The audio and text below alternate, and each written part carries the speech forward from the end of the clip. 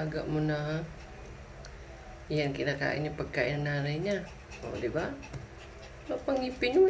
Isang buwan pa lang yan. O, tinan mo. O, ganyan yan siya. Sa tuwing magpapakain ako, inaagawan niya ng pagkain nanay niya. O, yan.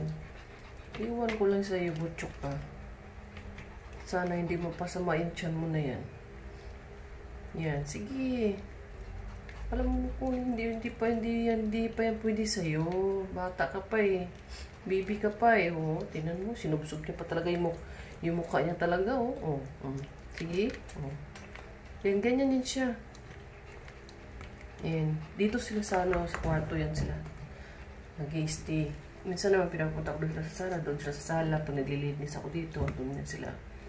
Pero, ayan, ginagawa niya. Tinan mo. Oh, diba? Oh. Sige. Sige. Diba? Let's go, guys. Ako'y natatakot sa'yo. Baka ikay masisira ng tiyan mo. Di pa yan pwede sa'yo eh.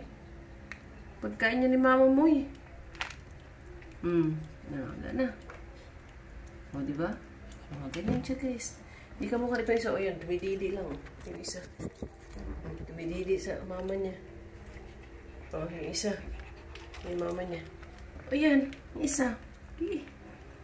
Magsikap ka. Gusto kong mabuhay. Kakain ako. Ayan. Sige. Sige, kain ka lang ng kain.